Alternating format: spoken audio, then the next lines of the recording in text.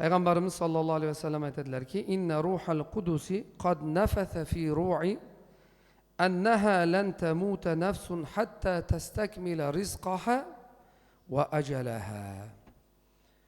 Fattaqulloha va ajmilu fi talab dedilar.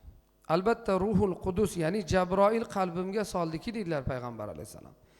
Hech bir nafs ajali yetmasdan va rizqini to'liq olmasdan vafot etmaydi dedilar.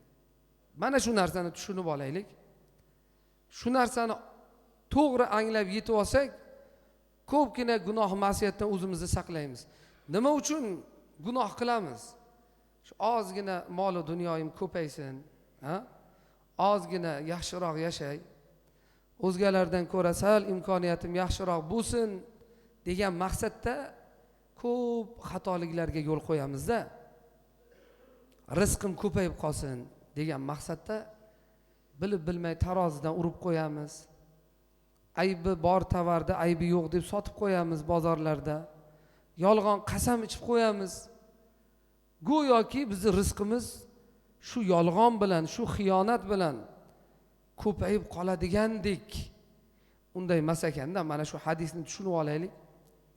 Payg'ambar alayhisalom aytibdilar, biror bir nafs ajali yetmasdan, rizqini to'liq olmasdan vafot etmaydi. Bizning rizqimiz qachon yozilgan?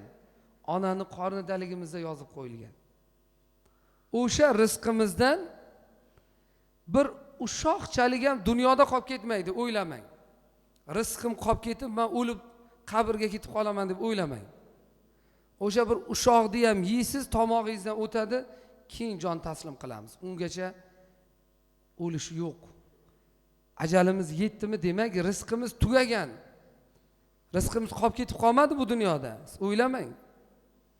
O'sha siz rizqim deb yelib, yugurib, shu uchun yolg'on ishlatib, haromga yo'l qo'yib qoldirgan molimiz kimga? Shu merosxo'rlarga qolib ketadi. Demak, kimning rizqi ekan? Ularning rizqi bo'lganda. Shu uchun yelib yugurdik. Shu uchun birovni aldadik. Shu uchun tijoratimizda, kasbimizda haromga yo'l qo'ydik. Vaholanki u nima ekan? Bizning rizqimiz emas ekan. Rizqimiz bo'lganda olardik shuni.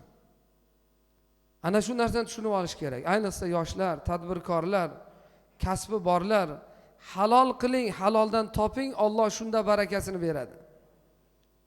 Ming yelib yugurganingiz bilan, ming yolg'on ishlatganingiz bilan, ming hiyla qilganingiz bilan ortiqcha rizq sizga berilmaydi. Ana shu narsani tushunib olishimiz kerak. Shunda ko'p narsadan o'zimizni, nafsimizni tiygan bo'lamiz.